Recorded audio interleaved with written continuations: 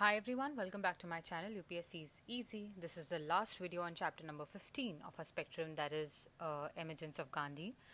And today we are going to do the Hunter Committee of Inquiry. In the last lecture we studied about Jallianwala Bagh massacre, and prior to that we studied about the Rowlatt Act. So today we're going to do a Hunter Committee. So the massacre of Jallianwala Bagh shocked Indians and many British as well. The Secretary of the State at that time was Montagu, Edwin Montagu. He ordered that a committee of inquiry be formed to investigate the matter. तो आप समझ सकते हैं कि जो Jallianwala Bagh massacre था, हमने last lecture में ही उसे पढ़ा था कि वो कितना हीनियस इन नेचर था, वो कितना अनफेयर था, वो कितना क्रूअल था, राइट? तो ये जो है इसने एक शॉक सेंड किया through out not just India but the world, right? तो जो उस वक्त सेक्रेटरी ऑफ स्टेट थे मॉन्टेगू, उन्होंने बोला कि अभी इंक्वायरी होनी चाहिए, इन्वेस्टिगेट करना चाहिए horrors of Jallianwala Bagh massacre, ठीक है?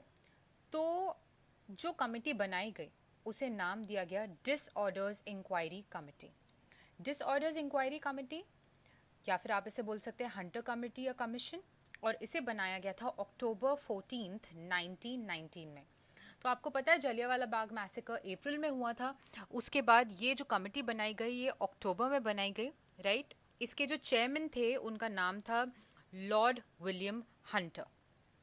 जो लॉर्ड विलियम हंटर थे वो एक्चुअली फॉर्मर सॉलिसिटर जनरल थे, स्कॉटलैंड के सेनेटर रह चुके हैं of college of justice and Scotland, ठीक है?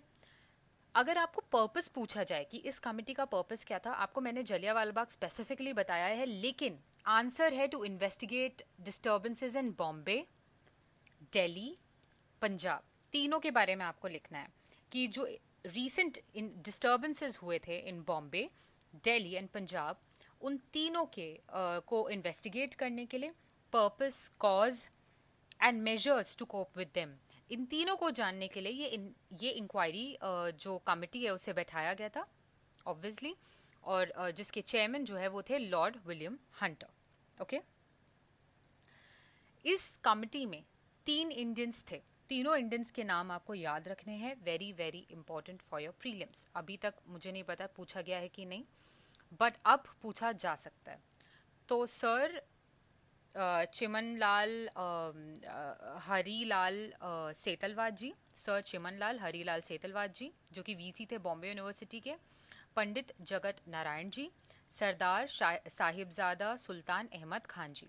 So 3 names you have to remember: Sir Chimanlal Harilal Setalwad ji, Pandit Jagat Narayan ji, Sardar Sahibzada Sultan Ahmad Khan ji. ठीक है? 3 names very very very important: Jagat Narayan ji, Chimanlal Harilal सेतलवाद जी, साहिबजादा सुल्तान अहमद खान जी, okay? सो ये 3 names थे। अगर आपको जानना है कि ये क्या थे, ये तो आपने पढ़ लिया। Chimanlal ji was VC of Bombay university. जो साहिबजादा सुल्तान अहमद जी हैं वो एक्चुअली लॉयर थे, ग्वालियर से थे और लॉयर थे, ठीक है? पंडित जगत नारायण जी जो थे वो भी लॉयर थे, मेंबर ऑफ लेजिस्लेटिव काउंसिल भी रह चुके हैं यूनाइटेड प्रोविंसेस के, ठीक है? ओके, तो ये आपको याद रखना है। क्या होता है कि एक मीटिंग होती है दिल्ली में अक्टूबर 29 को, और ये कमेटी जो है वो स्टेटमेंट्स लेती है फ्रॉम विटनेसेस, जो विटनेसेस रहे हैं from Bombay, Lahore, everywhere else, Ahmedabad, इन सब के, दिल्ली, इन सब के विटनेसेस के स्टेटमेंट्स ये कमेटी लेती है। और नवंबर में कमेटी पहुंचती है लाहौर। वहाँ के जो प्रिंसिपल विटनेसेस हैं अमृतसर के इवेंट के, वो उनसे भी लिया जाता है, और जो डायर हैं उनको कॉल किया जाता है बिफोर द कमिटी। और जो डायर है वो आप समझ सकते हैं कि वो इस ऐसे इंसान थे कि उन्हें अपनी एक्शंस में कोई भी उन्हें रिग्रेट नहीं था। उन्हें ये लगता था कि उन्होंने जो भी किया है वो सिर्फ अपनी ड्यूटी के लिए किया है।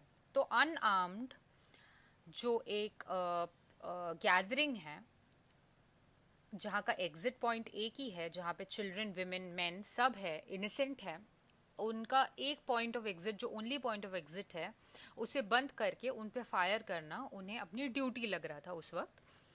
तो उन्हें ये लगता था कि उन्होंने जो भी किया है वो गलत नहीं किया। तो आप समझ सकते हैं कि कैसी मेंटालिटी थी, क्या किस तरीके का रेशियल सुपीरियॉरिटी में रहते थे उस वक्त कुछ ब्रिटिशर्स। तो आप ये देख सकते हैं, ठीक है। जो ये फाइनल रिपोर्ट आती है वो आती है 1920 को। ये कंडेम करती है डायर के एक्शन को, ठीक है। लेकिन आप डायर का एक स्टेटमेंट सुनिए।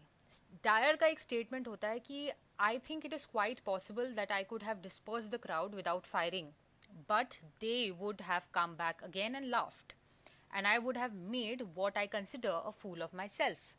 मतलब उन्हें ये लग रहा था कि अगर वो उन्हें भगा देते, डिस्पर्स कर देते क्राउड को, और वापस क्राउड आता और उन पे हंसता, तो उनको एज अ फूल फील होता है, इसलिए उन्होंने लोगों की जान लेना नॉर्मल समझा, ठीक है।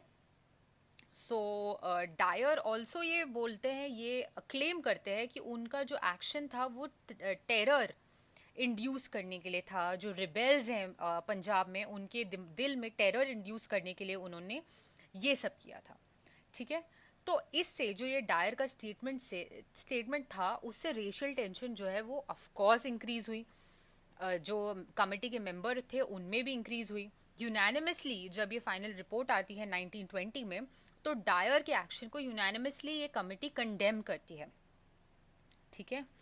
द लेंथ ऑफ फायरिंग जो हुई थी, जितनी देर तक वो फायरिंग चली थी, जितने बुलेट्स हमने 60 शायद बुलेट्स पड़े थे उसी के आसपास से, उतने बुलेट्स चलाना ये सिर्फ एरर नहीं हो सकता है, समझ रहे हो आप। और ऑल्सो जो इनसफिशेंट मॉरल इफेक्ट है जो डायर शो कर रहे थे, वो भी कंडेम कर रही थी ये कमेटी।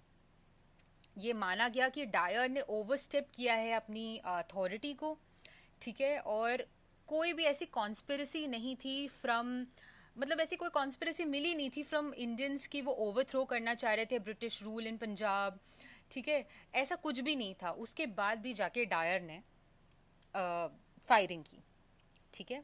जो इंडियन मेंबर्स हैं उनकी माइनॉरिटी रिपोर्ट ने तो प्रोक्लेम किया कि बैनिंग पब्लिक मीटिंग्स वर इनसफिशिएंटली पब्लिसाइज्ड, कि अगर आप बैन ही कर रहे थे पब्लिक मीटिंग्स तो आपको उसको सफिशिएंटली पब्लिसाइज भी करना चाहिए था। आपको और क्लियरली लोगों को ये बताना चाहिए था कि अभी मिलना मना है। जैसे कि मैंने आपको लास्ट लेक्चर में बताया, आधे लोगों को तो पता, मतलब most of the people did not know that we can not meet right now. जो भी वहाँ पे अभी ऑर्डर्स थे पंजाब में, उसके बारे में लोगों को पता ही नहीं था, इसलिए तो वो गैदरिंग में आए थे सेलिब्रेट करने के लिए, राइट। और दूसरी बात यह है कि कोई और वायलेंस वहाँ पे हुआ नहीं था। तो ऐसी तो वो कोई जगह नहीं थी कि इनफेमस जगह हो जहाँ पे पहले वायलेंस हो चुका हो तो वहाँ पे आके फायरिंग करना ज़रूरी हो, ऐसा भी कोई वो जगह नहीं था, ठीक है। तो इनह्यूमन और अनब्रिटिश इसे बोला गया, inhuman and unBritish. But sadly if you see the colonial history, can we really call it un-British? The irony of the statement, right? So it's inhuman और un-British बोला गया। और गवर्नमेंट ने पास किया इंडेमनिटी एक्ट। गवर्नमेंट ने कब पास किया, आप इसकी टाइमिंग देखिए। इवन जो ये जो रिपोर्ट आई कमेटी, उसके पहले ही इंडेमनिटी एक्ट जो है वो गवर्नमेंट पास कर चुकी थी, राइट। ये पास क्यों होता है? हंटर कमेटी की प्रोसीडिंग शुरू होने के पहले भी पास हो चुका था। रिपोर्ट आना तो छोड़िए, इसकी प्रोसीडिंग शुरू होने के पहले भी इंडेमनिटी एक्ट पास हो चुका था। इंडेमनिटी एक्ट एक्चुअली एक वाइट वॉशिंग टाइप का एक्ट था जो प्रोटेक्ट कर रहा था ऑफिसर्स को, जो ब्रिटिश ऑफिशियल्स हैं जिन्होंने ऐसे कोई काम किए हो, उनको प्रोटेक्ट करने के लिए ये एक्ट लाया गया था। इस एक्ट के खिलाफ मोतीलाल नेहरू और अदर मेंबर्स ने सिवियरली इसे क्रिटिसाइज किया, बट ऑब्वियसली क्रिटिसाइज करने से कुछ ज्यादा हुआ नहीं। इंग्लैंड में उस वक्त secretary of state for war जो है वो चर्चिल थे, विंस्टन चर्चिल। विंस्टन चर्चिल की हिस्ट्री इंडियंस को तो बहुत अच्छे से पता ही है। उन्होंने इसको रिव्यू किया रिपोर्ट को in the house of Commons. Churchill condemned what had happened at Amritsar. तो उस वक्त चर्चिल का भी ये मानना था, आप समझ सकते हैं हिस्ट्री। जब चर्चिल को भेजा गया था एक वक्त पर बंगाल फेमाइन के बारे में, और जो कंट्री में जो भुखमरी थी उस वक्त, हंगर प्रॉब्लम थी, उसके बारे में बताया भेजा गया, तो चर्चिल का बहुत एक ऐसा स्टेटमेंट था इनफेमस कि अगर ऐसी कंडीशन है then why hasn't Gandhi died yet? तो इस तरीके की मेंटालिटी रखने वाला इंसान भी इस एक्ट को मॉन्स्ट्रस बोल रहा है, तो आप समझ सकते हैं ये किस तरीके का एक्ट होगा, इस किस तरीके की चीज होगी जो जलियांवाला बाग हुआ था, कि चर्चिल जैसी जो एक पर्सनालिटी है वो भी ऐसे मॉन्स्ट्रस बोल रहे हैं एक तरीके से, समझ लो आप। उन्होंने क्लियरली स्टेटमेंट जो यूज किया था वो था मॉन्स्ट्रस, ठीक है। कैबिनेट जो है वो भी अग्री करा चर्चिल के साथ कि जो डायर है, general Dyer, he is a dangerous man and should not be allowed to continue in his post. The decision that Dyer should be dismissed was conveyed to the Army Council. In the end, Dyer was found guilty of mistaken notion of duty and relieved of his command in March 1920. तो 1920 को Dyer को relieve कर दिया गया अपने command से और वापस बुला लिया गया इंग्लैंड, लेकिन उनके अगेंस्ट कोई भी legal action, penal action, disciplinary action नहीं लिया गया. ऑल्सो आप ये भी समझिए कि उनके एक्शंस को कुछ उनके ही आर्मी सुपीरियर्स ने कंडोन किया, सपोर्ट किया, ठीक है. तो आप समझ सकते हैं. ऑल्सो डायर जो है वो यूनिवर्सली कंडेम नहीं हुए थे. एक मॉर्निंग पोस्ट की एक रिपोर्ट थी जिसने 26,000 पाउंड्स जो है डायर के लिए कंट्रीब्यूट किया. रुडयार्ड किपलिंग ने, जिनके बारे में आपने पढ़ा होगा, ठीक है. स्ट्रेंजली जो क्लर्जी थे गोल्डन टेम्पल के, अरूर सिंह, उस वक्त उन्होंने डायर को डिक्लेयर किया सिख. उनको ऑनर दिया गया सरदार श्री दरबार साहिब अमृतसर में, श्री दरबार साहिब अमृतसर में उन्हें ऑनर दिया गया, ठीक है. जिसके बाद आपको पता चलेगा कि किस तरीके से ये एक रीजन बना behind the intensification of demand for reforming management of Sikh shrines, ठीक है. तो सिख श्राइन्स है उसकी रिफॉर्म्स के लिए, उसके मैनेजमेंट के रिफॉर्म्स के लिए ऑलरेडी बहुत चर्चा चल रही थी. लेकिन इस एक्ट के बाद जब वहाँ के जो अरूर सिंह थे उन्होंने डिक्लेयर किया डायर को एज सिख, तो फिर ये इंटेंसिफाई और हो गया कि नहीं, मैनेजमेंट जो है रिफॉर्म लाना पड़ेगा. और आगे चल के क्या हुआ वो तो आप देखेंगे. रिजल्ट क्या हुआ, गुरुद्वारा रिफॉर्म मूवमेंट जो है, that was the result. Gurdwara reform movement, ठीक है. तो ये एक कॉन्सिक्वेंस था.